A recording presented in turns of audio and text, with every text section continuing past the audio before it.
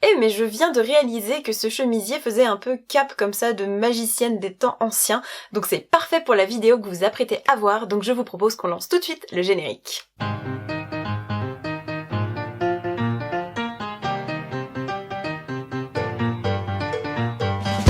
Hello mes petites tripolets, j'espère que vous allez bien, je suis absolument ravie de vous retrouver aujourd'hui pour une nouvelle vidéo sur la chaîne. Même s'il n'y a pas si longtemps que ça, je m'entends encore vous dire que j'allais arrêter de faire des pales à tort et à travers, eh bien j'enfreins mes propres règles d'office pour le mois de la fantaisie. Oui, parce que bon, à défaut d'arriver à me tenir à un planning de lecture, je me dis toujours que ça peut vous faire quelques idées pour vos propres challenges, donc je me sacrifie pour le groupe.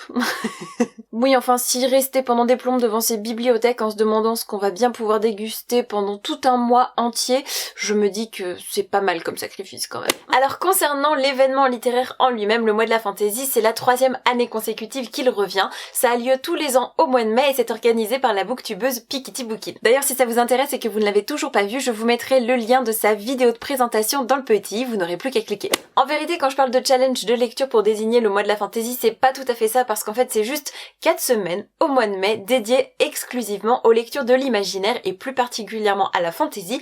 Et pour nous aiguiller ou en tout cas nous donner quelques pistes, Stéphanie a pensé à quelques catégories qui peuvent être franchement sympas à suivre.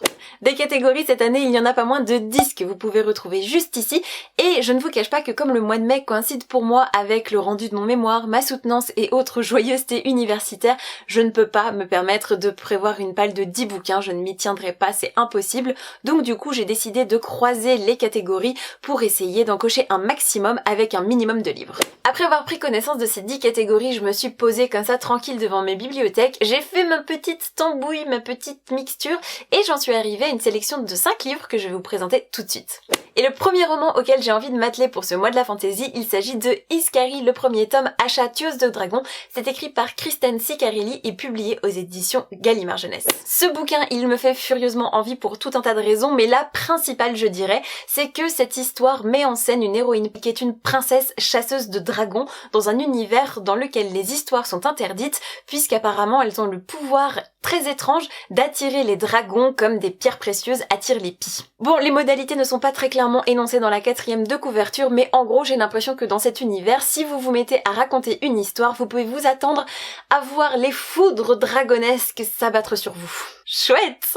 La 4e de couverture nous promet un univers à la croisée des chemins entre Game of Thrones et les contes des Mille et une nuits, donc avec des intrigues politiques et religieuses, de grandes batailles épiques, de l'humour, du suspense, donc tout ça mis bout à bout, ça me donne furieusement envie, sans compter que ça va me permettre de valider 2 catégories à la fois, à savoir lire un pavé. Bon, même si dans les consignes il est indiqué qu'un pavé doit faire plus de 500 pages, je considère que mon mois de mai est suffisamment chargé et qu'avec les 434 pages au menu de Iskari, ça fera très largement l'affaire. Donc lire un pavé, on va considérer que ça passe, et la 2e catégorie que je vais pouvoir remplir grâce à Iskari, il s'agit de sortir de ma pile à lire le dernier roman de fantasy à y être entré. Et puisque ce beau bébé est arrivé dans ma boîte aux lettres il y a moins de 2 semaines, je vous garantis qu'on est carrément dans les clous. Bon, je vous promets que cette vidéo n'est pas du tout sponsorisée par Gallimard Jeunesse, mais le prochain titre que j'ai très envie de lire au mois de mai vient également de chez eux et je n'y suis pour rien si leur catalogue est beaucoup trop chouette. Et le roman en question, il s'agit d'une fin de trilogie que j'attendais de lire depuis des mois et pourtant je l'ai dans ma pile à lire depuis le jour de sa sortie. Je veux bien sûr parler du tome 3 des Mystères de l'Arispem écrit par Lucie Pierapajot. Si je vous raconte pas de conneries, je crois que le premier tome, je vous en avais parlé dans une vidéo, mais alors, ça remonte.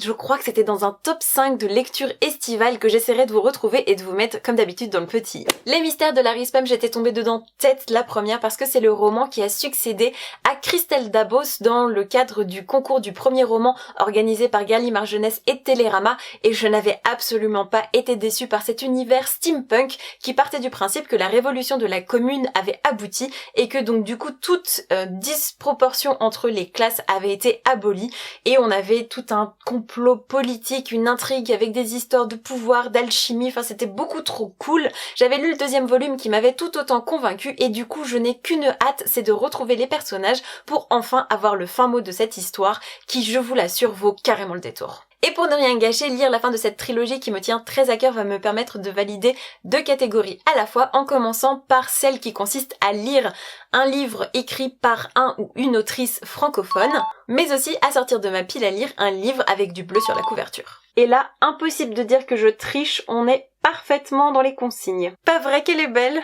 Et après cette incartade dans l'univers de la fantasy steampunk, eh bien je vous propose qu'on change radicalement d'ambiance avec Mère morte d'Aurélie Wallenstein, publiée aux éditions Scrinéo.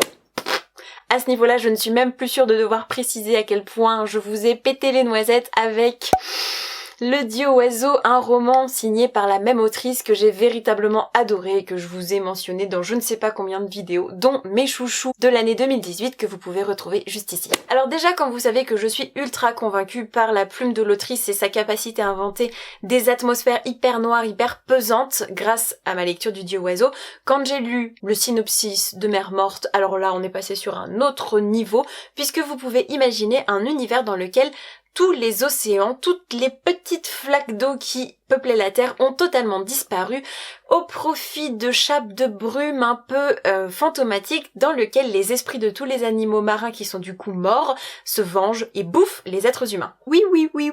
Si vous ajoutez à ça une histoire de pirates tourmentés qui errent sur ces volutes fantomatiques, eh bien alors là vous m'avez totalement accroché. Et je pense que ça va être absolument renversant. Et déjà que vous pouvez allègrement m'imaginer en train de me taper le cul par terre d'aise quand je vais dévorer ce bouquin, et bien en plus imaginez mon niveau de satisfaction quand ça me permet en plus de débloquer 2 catégories supplémentaires, à savoir lire un bouquin écrit par une autrice et aussi un livre qui met en scène des créatures fantastiques. Et je crois que notre bon vieux flipper en version fantomatique qui bouffe des êtres humains, eh ben on est en plein dans les créatures fantastiques là. Ouais. J'ai tellement hâte! L'avant-dernier bouquin qui constitue ma palle, c'est assez drôle parce que j'en ai parlé presque malgré moi dans une de mes dernières vidéos, puisqu'il s'agit de Le Dragon de Glace, le 2e tome de la saga Grisha, écrit par Lee Bardugo et publié aux éditions Milan. Alors autant vous dire que je suis à la fois ultra pumped up à l'idée de découvrir enfin la suite de cette trilogie qui m'avait totalement convaincue avec le premier tome, et que d'un autre côté je suis totalement en mode pétoche à fond parce que j'ai peur d'être déçue. Et comme ça fait plus d'1 an que j'ai lu le premier volume, n'est-ce pas, ça va être un peu compliqué de vous faire un résumé. Je me souviens juste qu'on va suivre Alina, qui est une jeune orpheline, qui va s'engager dans l'armée et se découvrir, bien malgré elle, un pouvoir d'une force incommensurable qui pourrait bien changer la face du monde. Ça peut paraître assez bateau, mais si vous rajoutez à ça des intrigues politiques avec un méchant hyper charismatique et nuancé, je crois que vous comprendrez aisément pourquoi je m'étais autant enjaillée à la lecture du premier volume. Et grâce à ce petit bébé, je vais une fois de plus pouvoir valider 2 catégories à la fois, en commençant par celle qui consiste à lire une suite de sagas, et la deuxième c'est lire un livre qui est adapté en film, en BD, en série, ce que vous voulez. Bon, et là j'avoue que je triche un peu par anticipation puisque Grisha et Six of Crows de la même autrice vont être tous 2 adaptés en série par Netflix. Alors même si on n'a aucune date de sortie ni aucun casting annoncé, eh bien je pars du principe qu'on a le droit de tricher un peu par anticipation. L'anticipation c'est une forme de magie et la magie c'est de la fantaisie, donc on est dans l'esprit en plus du mois de la fantaisie. Oui, je confirme, je yoyote de la crinière là.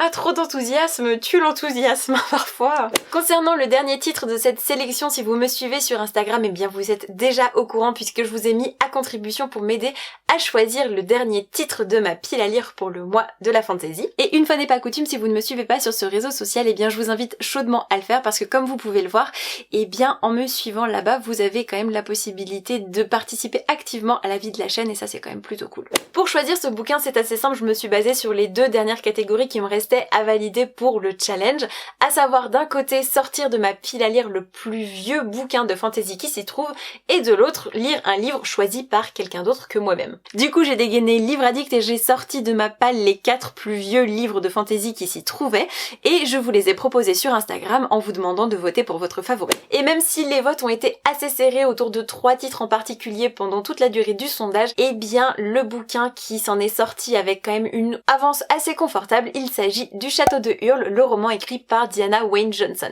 Pour ce bouquin, aucun long discours ne sera nécessaire, je vais me contenter de vous dire que c'est le roman qui a inspiré le magnifique château ambulant à Miyazaki. Et je crois que rien qu'en me décalant légèrement, vous pourrez voir vous-même que c'est mon Ghibli favori de tous les temps. Et vous, c'est lequel ? Et c'est sur ces bonnes paroles que cette vidéo s'achève et j'espère sincèrement qu'elle vous aura plu. Si vous aussi vous participez au challenge, n'hésitez surtout pas à me laisser dans les commentaires le titre des bouquins qui vont vous accompagner pendant le mois de la fantasy. Et si jamais une vidéo de recommandation de livres fantasy vous fait également envie, eh bien précisez-le moi dans les commentaires, je m'exécuterai avec grand plaisir. En attendant de vous lire, eh bien moi comme d'habitude je vous souhaite de merveilleuses rencontres de papier et je vous dis à très vite pour la prochaine vidéo. Ciao ciao!